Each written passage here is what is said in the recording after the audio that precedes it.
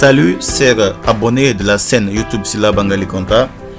Alors, après un moment d'absence sur cette chaîne, je viens vers vous pour vous parler d'une astuce importante sur la gestion de ses clients. Mais bien avant de commencer, je vais d'abord féliciter et remercier mes chers abonnés pour ces critiques et suggestions qui me grandissent du jour au lendemain et qui me permet d'améliorer mon TP sur les produits de siège. Alors aujourd'hui c'est sur le programme gestion commerciale, bien sûr.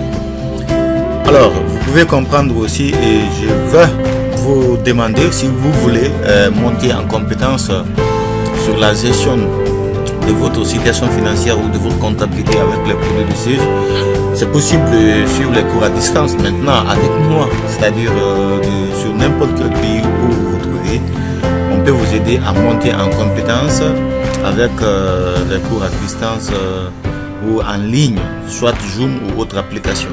Alors, mes chers abonnés, en fait, à des moments vous avez affaire à une catégorie de la clientèle que vous appelez ici des clients divers, voilà, ou des particuliers ou des clients ordinaires. Ça dépend de l'appellation que vous utilisez. Mais chaque client peut avoir son information dans votre base. Vous devez répertorier chaque client, mais pas tous les clients. Pas tous les clients. Généralement, c'est les clients qui sont fidèles à vous. C'est-à-dire que les clients avec lesquels vous effectuez des opérations courantes, là vous pouvez créer le compte ou les comptes de ces clients-là. Mais par contre, il y a des clients aussi qui ne sont pas ou qui n'effectuent pas des opérations périodiques avec vous. Vous les classez dans une catégorie de clients qu'on appelle ici les clients divers ou des particuliers. Alors, j'ai pris l'exemple sur une clinique. Voilà, donc c'est un centre de santé BBC, clinique BBC qui, avec moi par exemple, c'est-à-dire qu'on me demande est-ce que c'est possible de répertorier ces clients avec le produit gestion commerciale. Est-ce que c'est possible de répertorier ces clients avec le produit gestion commerciale? Ça dit que nous n'avons pas besoin ici, nous n'avons pas besoin du tout de créer le compte de chaque patient dans notre base commerciale. On n'a pas besoin. Ce que nous avons besoin, c'est quoi? C'est-à-dire qu'à partir du programme, à partir d'un seul compte, mais que nous ayons des possibilités ou la possibilité de répertorier les informations de chaque patient. Alors c'est normal et c'est important. Alors c'est possible bien sûr. Ça c'est le cas d'une clinique, mais vous aussi c'est un cas spécifique. Mais vous pouvez aussi le faire dans votre situation si c'est possible. Que ce soit une entité commerciale, industrielle ou quoi, mais si vous avez besoin par exemple de répertorier les informations de vos clients à travers un seul compte que vous créez, appelé particulier ou client divers ou client ordinaire, c'est possible, vous pouvez le faire. Alors pour ce faire, je vais vous montrer déjà comment moi personnellement j'ai procédé pour répertorier l'information de ces patients de cette clinique. Par exemple, si je viens sur traitement, alors là regardez, document de vente, je vais préparer une facture, que ce soit le devis ou la facture, ça peut bouger. Alors je vais par exemple, j'ai créé un compte appelé particulier, vous pouvez aussi l'appeler client divers. Alors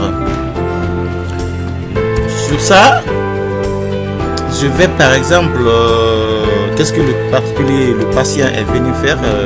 Il est venu pour faire une consultation, donc consultation générale par exemple. Il va faire quoi encore?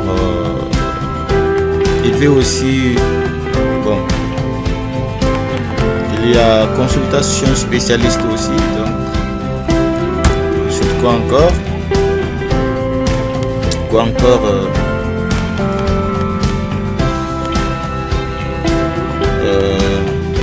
Bon, aspiration nasale. D'accord. Bien. Alors, qu'est-ce que vous faites maintenant? Vous venez là, vous cliquez sur information libre, nom et prénom. Je mets par exemple Sila Bangali sous couvert. Bon, ça c'est le conventionné ou la société d'assurance. Par exemple, je mets OMS. Adresse guinéen, par exemple, téléphone, plus 224.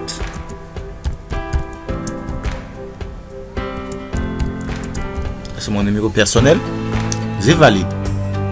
Alors vous allez voir, quand j'imprime la facture,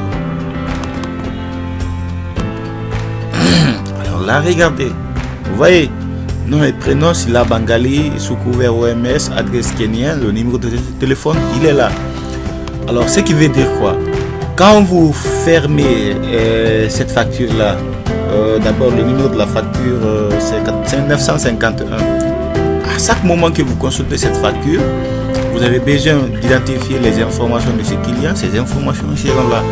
Alors, mes chers abonnés, je dirais que c'est une semaine des astuces. J'ai beaucoup d'astuces pour vous, j'ai plein d'astuces pour vous qui vous aidera à monter en compétence. C'est un peu ça. C'est-à-dire comment est-ce que vous pouvez créer une organisation ou un système qui vous permet de mieux suivre votre comptabilité ou mieux gérer votre comptabilité. Et j'ai des astuces pour cela et je vous promets que cette semaine c'est la semaine des astuces. Alors pour ce début c'est ça. Pour ceux qui viendront maintenant de plus, vous pouvez me contacter pour vos cours en ligne ou à distance sur Zoom ou autre application. Alors mes chers abonnés, je voulais partager cette astuce avec vous. J'espère que vous avez pris du plaisir. À très vite, on se reprend plus tard. Merci.